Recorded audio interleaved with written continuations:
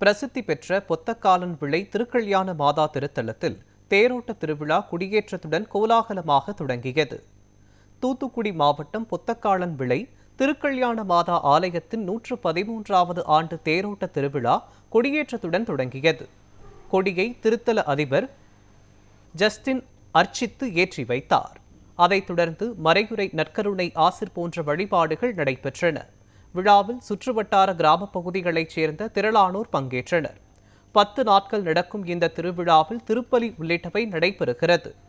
வருகிற 22ஆம் தேதியன்று திருக்கல்யாண மாதா தேரில் எழுந்தருளி ரத வீதிகளில் உலா வந்து காட்சியளிக்கிறார். இதைத் தொடர்ந்து தூத்துக்குடி மாவட்ட ஆயர் ஸ்டீபன் தலைமையில் சிறப்பு பிரார்த்தனை நடைபெறுகிறது. வருகிற 23ஆம் தேதி தூத்துக்குடி மறை மாவட்ட ஆயர் தலைமையில் கூட்டு திருப்பலியில் புதுநன்மை வழிபாடு நடைபெறவுள்ளது. விழாவிற்கான ஏற்பாடுகளை திருத்தல அதிபர் ஜஸ்டின் மற்றும் இறைமக்கள் செய்து வருகின்றனர்.